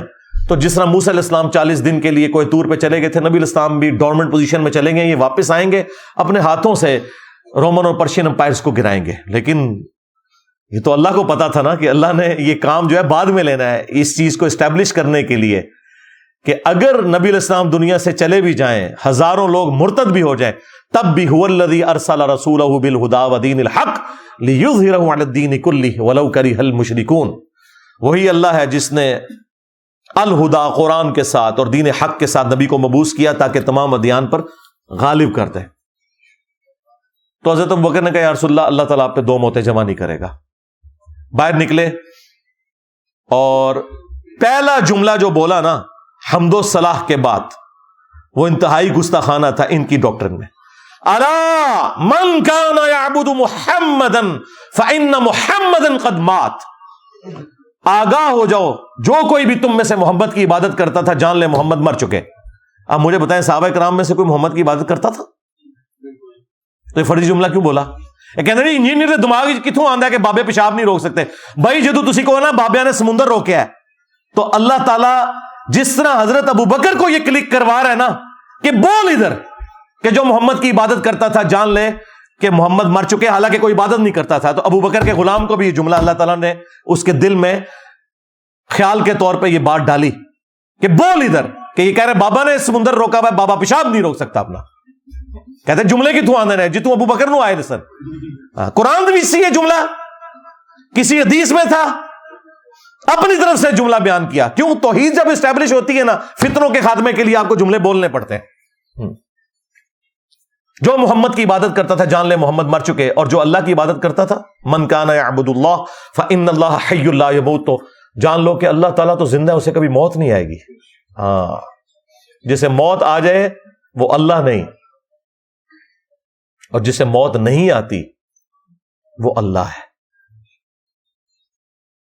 پھر حضرت ابوبکر صدیق نے بعد میں آیت پڑھی. دیکھیں میں تو آیت پہلے پڑھتا ہوں پھر رزلٹ نکالتا ہوں، لیکن حضرت ابوبکر صدیق رضی اللہ تعالیٰ کی آڈینس جو تھی وہ بڑی شریف تھی. انہوں نے یہ نہیں کیا کہ وہ آگے سے کوئی تلوار نکال لی ہو یا 295 سی ہو بہ جائے، نہیں. انہوں نے کہا گل سنو کیا کہندا ہے، پورے کلپ نہ کٹو. کلپ کٹ انہوں نے کٹ لینا سی کلپ. آیت بعد میں پڑھی، میں آیت حدیث پہلے پڑھتا ہوں رزلٹ بعد میں نکالتا ہوں. لیکن حضرت بکر صدیق نے پہلے اپنا جملہ بولا پھر یہ آیت پڑھی وما محمد الا رسول قد خلت من قبلہ الرسل افإن مات او قتل. اور ڈاکٹر طارق قادری صاحب کہتے ہیں اوے نبی کو مردہ کہنے والوں تم مر جاؤ. قرآن تو کہتا ہے شہید کو مردہ نہ کہو. یہ بات حضرت ابو بکر کو نہیں پتا تھی. قرآن یہ کہنا چاہ رہا ہے کہ شہید زندہ ہے. اس کا مطلب یہ ہے کہ پھر اس کی بیوہ کو شادی نہیں کرنی چاہیے کیونکہ پھر وہ زنا کر رہی ہوگی. اس کا خاوند تو زندہ ہے نا. نہیں او والا زندہ نہیں. ہاں آئے نا داڑھ تلے او والا زندہ نہیں. ہاں اے او والے نہیں تھا مسئلہ ہے. اے او والا مسئلہ تے میں حل کیتا ہے تہاڈا او والا مسئلہ. ہاں وہ تو اللہ تعالیٰ نے کافروں کو اور منافقین کو کہا جب وہ کہہ رہے تھے نا کہ یہ ہمارے بھائی نہ جاتے جنگ میں تو نہ مرتے احد کے اندر.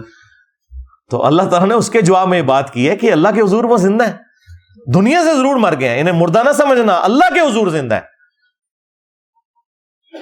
تو قرآن تو خود کہہ رہے ہے کہ نبی مر جائیں یا قتل کر دیے جائیں، حضرت ابوبکر کہہ رہے ہیں نبی مر چکے، ان کو نہیں پتا تھا کہ نبی کو مردہ نہیں کہنا، نہیں، آخرت میں تو زندہ ہے۔ پھر دوسری آیت پڑھی سورہ زمر کی آیت نمبر 30، انک میت وانہم میتون، اے نبی تمہیں بھی مرنا ہے، ان کو بھی مرنا ہے۔ تو سیدنا ابوبکر صدیق رضی اللہ تعالیٰ عنہ نے توحید کو اسٹیبلش کیا نبی علیہ السلام کی میت کے اوپر، یہ بتانے کے لیے کہ نبیوں کے دنیا میں آنے کا مقصد اللہ تعالیٰ کی شناخت کروانا ہوتا ہے، اور نبیوں کے سچے ماننے والے وہ ہیں جو نبیوں کی تعلیمات کی پیروی کرتے ہیں، نہ کہ یہ کہ اپنے خیالات کو انہوں نے دین کا نام دے دیا ہے، کہ پیغمبروں کو منی گاڈ بنا لیا ہوا ہے، بابوں کو منی رسول بنا لیا ہوا ہے۔ یہ کام نہ کریں بھائی، جس کا جو مرتبہ ہے اس کو وہیں رہنے دیں۔ باقی مجھے بہت کچھ کہنا تھا لیکن گھنٹوں لگ جائیں گے اس کے اوپر، میری ایک اور ویڈیو آپ ضرور دیکھیں، شیطانی توحید، شیطانی بابوں کا فتنہ۔ یہ جو آپ کو توحید بتا رہے ہیں نا، یہ شیطانی توحید ہے جس میں بابوں کو اور پیغمبروں کو اللہ کے مقابلے پہ کھڑا کرتے ہیں، اور ایک رحمانی توحید ہے جو قرآن و سنت میں آئی ہے، جس کو یہ گستاخی اور توہین کا نام دیتے ہیں، حالانکہ وہ گستاخی اور توہین نہیں ہے۔ میں آپ کو اللہ کی قسم اٹھا کے کہتا ہوں کہ بریلویت میں مجھے نبی علیہ السلام کے ساتھ وہ عشق اور محبت نہیں تھا جو کتاب و سنت پڑھنے کے بعد ہوا ہے۔ تم لوگوں نے تو صرف نعتوں میں غلوف کر کے عشق و محبت کو تلاش کیا ہے نا۔ نبی علیہ السلام کی تعلیمات بالکل اس کے اپوزٹ ہے۔ کرسچنز بھی قیامت والے دن عشق و محبت سے پیش ہو رہے ہوں گے۔ اٹھا کے پڑھو سورۃ المائدہ کا آخری رکوع، اے عیسیٰ کیا تو نے کہا تھا ان سے کہ تجھے اور تیری ماں کو معبود مان لے اللہ کے مقابلے پر؟ من دون اللہ، یہ کہتے ہیں من دون اللہ بتوں کے بارے میں، اور عیسیٰ ان کی ماں کے بارے میں من دون اللہ آیا سورۃ المائدہ میں۔ تو عیسیٰ ابن مریم کیا کہیں گے؟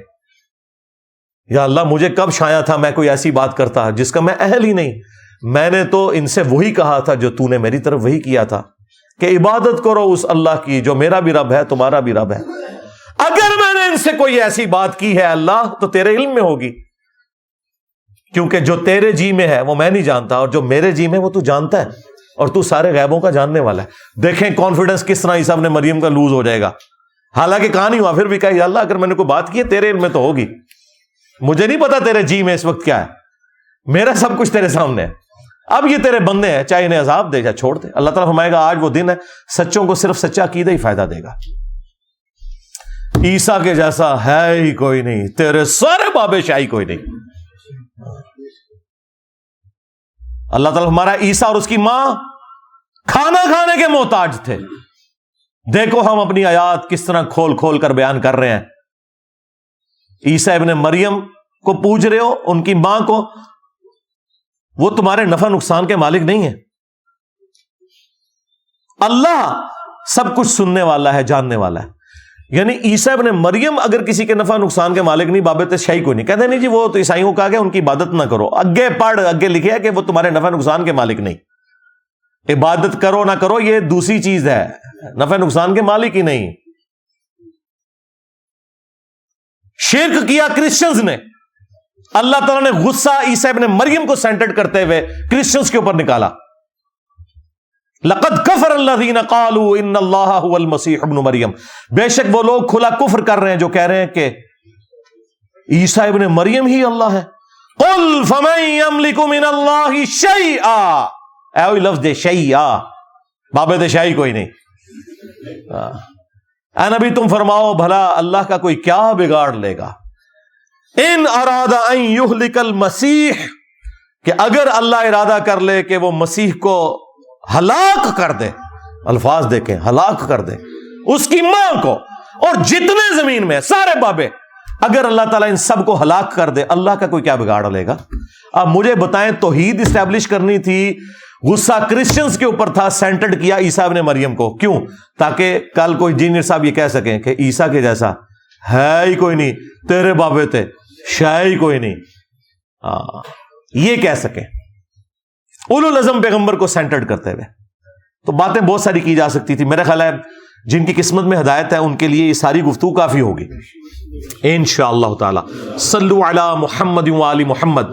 اللہم صلی علی محمد وعلی آل محمد واصحاب محمد وازواج محمد وامت محمد اجمعین الی یوم الدین. آمین.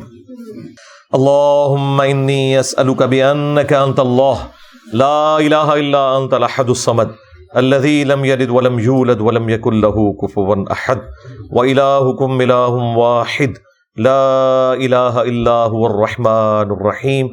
الف لام میم. الله لا إله إلا هو الحي القيوم. اللهم صل على محمد وعلى آل محمد. اللهم ربنا آتنا في الدنيا حسنة وفي الآخرة حسنة وقنا عذاب النار. اللهم احسن عاقبتنا في الامور كلها واجرنا من خزي الدنيا وعذاب الاخره. ربنا آتنا من لدنك رحمة وهيئ لنا من امرنا رشدا. اللهم اغفر لحينا وميتنا وشاهدنا وغائبنا وصغيرنا وكبيرنا وذكرنا وانثانا. اللهم من احييته منا فاحيه على الاسلام ومن توفیتہ منا فتوفہ علی الایمان. اے اللہ جن جن بھلائیوں کا سوال تیرے محبوب صلی اللہ علیہ وآلہ وسلم نے تجھ سے کیا، ہمارے حق میں، ہمارے ماں باپ کے حق میں، ہمارے بیوی بچوں کے حق میں، پوری امت کے حق میں قبول و منظور فرما.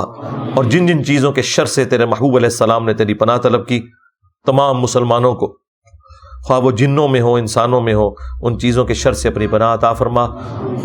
بالخصوص انڈیا میں، کشمیر میں، چائنا میں، فلسطین میں، یمن میں، عراق میں، شام میں، افغانستان میں، پاکستان میں، جہاں کئی مسلمان کس پرسی کی زندگی گزار رہے ہیں، غیب سے ان کی عزت، آبرو، جان و مال کی حفاظت فرما. اے اللہ ہمارے ملک پاکستان کی خیر فرما، پورے عالم اسلام کی خیر فرما، اندرونی اور بیرونی خطرات سے محفوظ فرما.